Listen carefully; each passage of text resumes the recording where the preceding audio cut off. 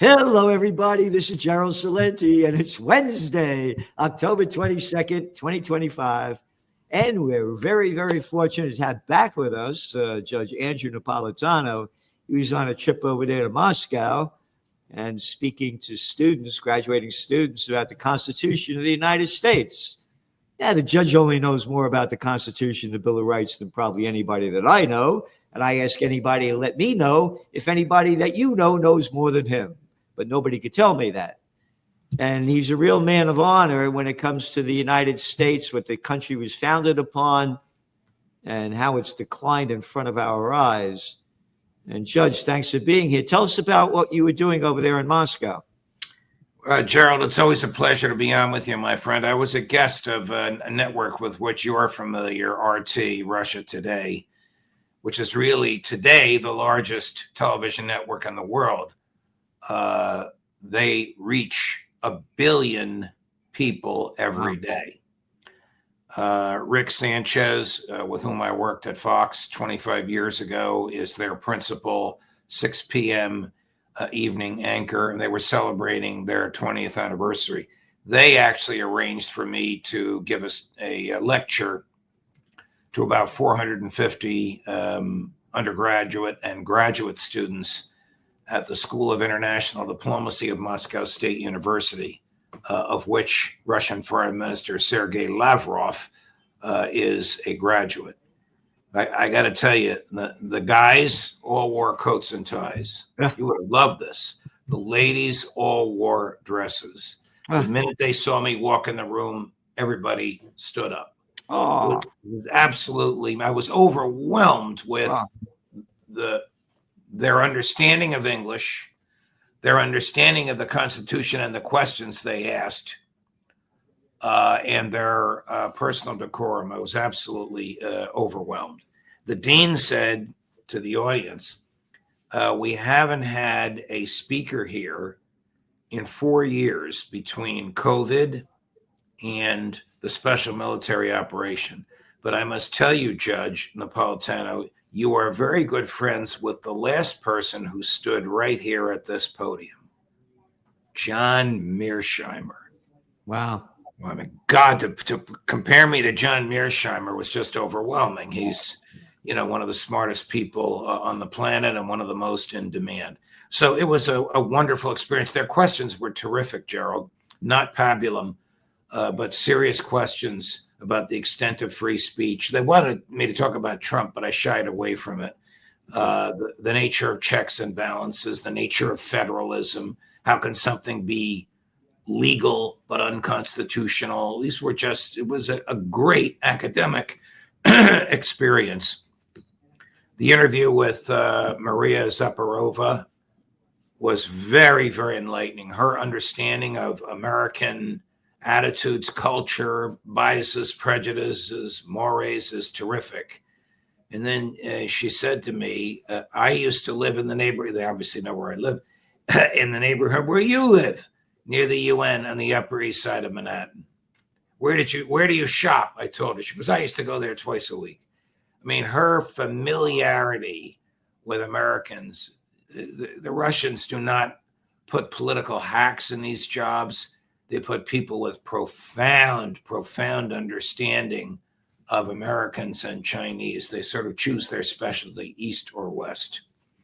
But interviewing her on tape for 2 hours, I didn't get the tape yet. They're going to send it to me with a translation. Interviewing her for 2 hours was very, very enlightening and eye-opening. They get it. They understand America. They understand Trump. They understand him very, very well. They're extremely ahead of the game in terms of understanding.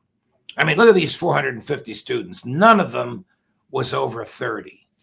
Now, do you know anybody under 30 who's fluent in Russian in America? I don't. Every one of these kids was fluent. I mean, fluent in English. So it was a great opportunity. I palled around with our mutual friend, a big fan of yours, the great George Galloway. And it was a very memorable week. Oh, lucky you. Tell me, what was Moscow? You're talking about a woman that lived right where you do, near the UN, is compare New York City to Moscow in terms of. Well, Moscow today, the American public, I think, envisions Moscow the way it was under the Soviets. It was a dump. But the way it is today, it's high end. The financial district looks like Dubai with those sleek, angular, curved 50-story high-rise office buildings. The city is very busy, much hustle and bustle, high-end restaurants, beautiful hotels, well-dressed people, no visible crime, no visible homelessness, no bums, no beggars, no police. The only time I saw police was when we were at the Bolshoi Theater, because that's where Putin was going to be. Other than that, you don't see them. They may be there, but you don't see them. Very, very, very busy city. How about the streets compared to the filth and the dirt in New York City compared to Moscow? I got to tell you something. There's an underground tunnel that goes between the Metropole Hotel, built in 1905, still in its original splendor, but obviously modernized, to the Bolshoi, the greatest ballet theater in the world. That underground tunnel was immaculate. I'm walking in the tunnel alone. There's a guy playing a violin. The guy looks at me, stops what he's playing, and begins playing the theme from The Godfather. What? Yeah. I don't know if he's American or what he was. I didn't say anything to him. Wow. And of course, the place is immaculate. There's not a speck of anything on the floor, on the ground. Yeah. It's so sad. Yeah. It's so sad to see the decline of this country, and people have no idea. I mean, New York City's a crap hole now. Again, I'm a Bronx guy. I grew up in the city, lived in the city, and to see it now just breaks my heart. You know, you're talking about the subway systems in Moscow. The subways in New York are like a night in Calcutta. Yeah. You know, I'm 4.5 hours. I did not get on a subway, but I saw the ones that were above ground. Just like in Switzerland, they're beautiful, clean, fast, safe, and reliable.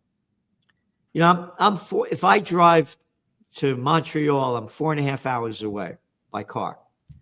If you take the train, Amtrak, 10 hours. Wow. 10 hours. Wow. My friend just went back and forth. 10 hours each way. Judge, you got an article coming out, and it's very important, about Venezuela and what the Trump administration is doing. President Trump's use of the U.S. military to kill persons on speedboats in international waters or in territorial waters claimed by other sovereign nations, all 1,500 miles from the U.S., has posed grave issues of due process. The Constitution guarantee of due process requires it for every person, not just Americans. The operative language of the Fifth Amendment is that, quote, no person shall be deprived of life, liberty, or property without due process of law. The Trump administration has claimed, this is your article coming out tomorrow that everybody has to read, that it claimed that it can kill whomever it designates as an unlawful enemy combatant. It prefers the political phrase, quote, narco-terrorist. And the due process it provides is intelligence gathered by American spies and White House analysis of that intelligence. It's really sickening. They are mimicking what Barack Obama did when he killed 2 Americans, Anwar al-Awlaki. I mentioned this later in the column. Yeah. And Awlaki's son, both of whom were born in the United States. Obama's logic was the same as Trump. kill them before they harm anybody else. And by the way, we analyzed the situation in the basement of the White House, and that was their due process. Obviously, that's not due process. Due process is a fair, unbiased, indifferent, public evaluation of the evidence against a person by a neutral judicial officer, either a federal judge or a jury, or both. This is one of the reasons why we have a United States of America, because the president is not a prince or a king and cannot punish before trial and cannot kill whoever he wants. The reason, and I've written about this before, but the reason I wrote this article at this time was twofold. One, while I was in Russia, I received an email from a retired American admiral whom I know, who doesn't want me to use his name, and said, I read your article from a couple of weeks ago, and you're absolutely spot on. When we were stopping ships in the high seas, if they had drugs, we arrested them and seized the drugs. We turned them over to the Coast Guard, who turned them over to the DOJ. If there was no drugs, we let them go. If the president of the United States had ordered me to kill them, I would have taken those 3 stars on my cuff, the Navy stars are on the sleeve, and dropped them in the Secretary of Defense's office and would have walked out of the Pentagon as a civilian. And I would have expected all those who work with me to have done the same. That motivated me to write the article, as well as the following. Trump gambled that his boy Hegseth and his killers from the sky would kill everybody and there'd be no survivors to challenge what happened. There are 2 survivors from the last attempt to kill. When the Navy rescued them, in air quotes, from the sea, and then arrested them without probable cause, the DOJ didn't know what the hell to do with them. Man, if we prosecute these guys, their lawyers are going to challenge what Trump is doing because we don't have any probable cause. We don't even know who they are. We don't have any evidence against them. If there was any evidence in the boat, it's at the bottom of the ocean and it's dissipated in the waters. Let's send them home. Now lawyers are pursuing them. They don't have to come to the U.S. They can file this challenge through their American lawyers to sue the president of the United States for the use of official power to attempt their murder and to succeed in their kidnapping. That will get this before a federal court. Again, this whole narco-terrorist stuff is a load of crap. It's no one anywhere is talking about the facts that Trump tried to overthrow the Maduro government when he was president back in 2019. Here is a clip from his State of the Union address. I want you to listen to it very carefully and listen to what he calls Maduro. That's why my administration reversed the failing policies of the previous administration on Cuba.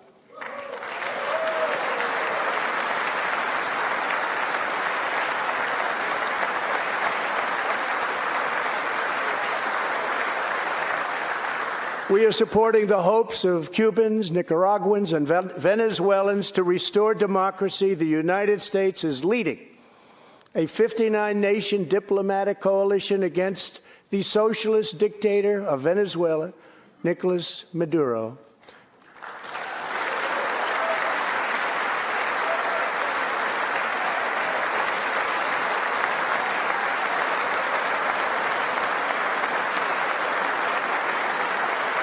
Maduro is an illegitimate ruler, a tyrant who brutalizes his people, but Maduro's grip on tyranny will be smashed and broken. Here this evening is a very brave man who carries with him the hopes, dreams, and aspirations of all Venezuelans. Joining us in the gallery is the true and legitimate president of Venezuela, Juan Guaido. Mr. President, please take this message back to your family.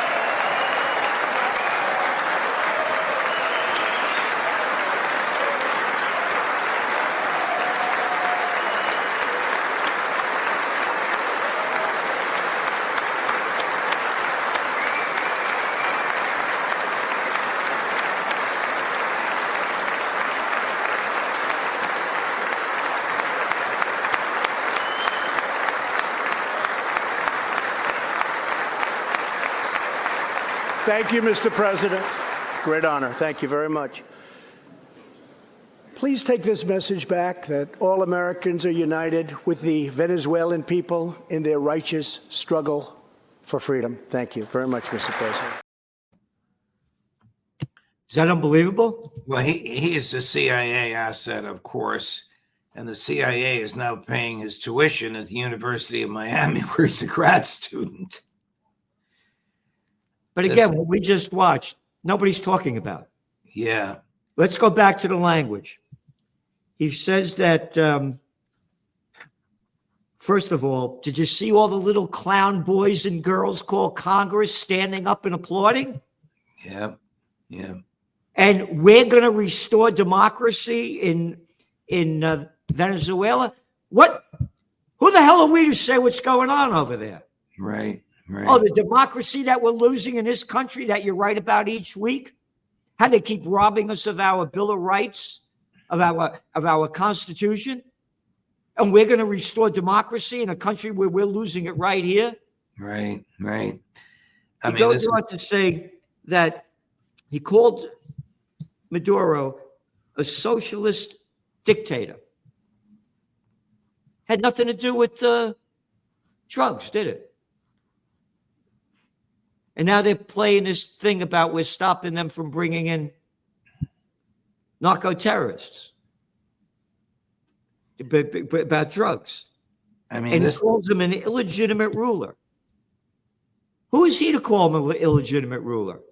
Again, they are making this whole thing up about that they're bringing drugs into the country, a drug war, when it had absolutely nothing to do with that. The facts are all there with everybody just watched and saw. What he wants is for his American billionaire buddies to have access to Venezuelan oil, which, of course, is an enormous cache of oil. But I thought he ran for president under an America First platform where we would not try to tell others how to live. In fact, when he was in Saudi Arabia, probably to cut some land deal with his son-in-law, but he was in Saudi Arabia about 3 months ago, he blasted the neocons for wanting to use American power to tell others how to live. But now it appears we are on the cusp of an invasion of Venezuela. Now, maybe I missed something. Did the Congress declare war in Venezuela and somehow I missed that great debate? Well, of course not. There has been no debate because the president doesn't care for the Constitution. He just exercises whatever levers of power he can grasp. I mean, can you imagine the crap spewing out of that mouth of his that Guaido is the real president of Venezuela? And all the little clown boys and girls standing there. What a bunch of freaks that are running this country. Indeed. What a bunch of gutless little slime balls. Right in front of oh, you hated Hitler? How about Mussolini? Look what right in front of everybody's eyes, Judge, that video that we just played, nobody talks about that anymore. Had nothing to do with narco-terrorism. It had what you said it has to do with oil and natural resources. You think the United States would have invaded Iraq, Syria, and Lebanon if their major export was broccoli? Broccoli Rob. Yeah. Of course not. I mean, we are.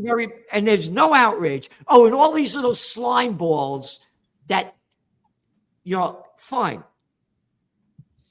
We don't want King Trump. No King Trump. Fine. No king. All right. Okay. Hey, but you liked Genocide Joe, didn't you? Here's the cover of the magazine this week. There were over almost 3,000 people up here in tiny little Kingston last week protesting the No King thing. But it's okay. They love Genocide Joe for what he did in Israel, stealing $50 billion of our money to keep the Ukraine war going. Well, Israel would be nothing without the United States. As I said at the Occupy Peace rally, every bullet in the brain of every Palestinian baby has been paid for by money borrowed by the United States of America and given to the Israeli monsters. How can your heart not ache over that? How can your heart not ache over Trump killing whoever he wants? His argument is we'll kill them before they commit crime. We don't have that in this country. The government does not have the liberty of deciding who is going to commit crime and executing them. Even if they did commit the crime he says they committed, that's not a death penalty prescribed crime. So on his own, he's becoming prosecutor, judge, jury, and executor. Absolutely prohibited by the Fifth Amendment. He doesn't care. Those, as you call them, clown boys in the Congress, they don't care. Only Rand Paul and Thomas Massie and a few Democrats have spoken out against this. But the Senate just looks the other way. Every time I talk about this, people look at me like I have two heads. What's wrong with you? Don't you want drug dealers off the streets? Yeah, I know. What's wrong with me? Wait till he starts shooting people in Manhattan because he thinks they're going to commit crimes. Why would the logic apply only on the high seas and not here? Again, he talks about restoring democracy in Venezuela as we're losing it over here, just by the facts. You know, Judge, he also, again, more BS. Hey, you elect me, I'm going to Ukraine war in 24 hours, right? Hey, now that I'm elected, that war's going to end before I take office, right? And then we're going to meet with Putin. Oh, we're going to make a deal. We're going to go to Alaska. We're going to make a deal. No deal. And then he was going to meet him in Budapest, right? Now that's over. That's over because Marco Rubio foolishly made a demand that the Russians rejected 2 years ago, which is ceasefire before negotiations. Apparently, Putin said to Trump, you better tell your boy Zelensky that he better sign a peace agreement, or Ukraine will be destroyed. Will be destroyed. That's the English translation of the language from three sources that I have seen, which purport to recount what Putin told Trump. And again, 99.999999% of Americans have no idea how the United States overthrew the democratically elected government of Viktor Yanukovych in 2014. Correct. And it's in your Trends Journal back then, an article written by Dr. Paul Craig Roberts. It was Washington is driving the world to the final war, and he talks about the United States overthrow of the democratically elected government of Viktor Yanukovych, and Victoria Nuland, the Undersecretary of State, boasting that the United States gave $5 billion to non-governmental organizations in Ukraine to teach democracy. We don't spread democracy. We spread violence and death.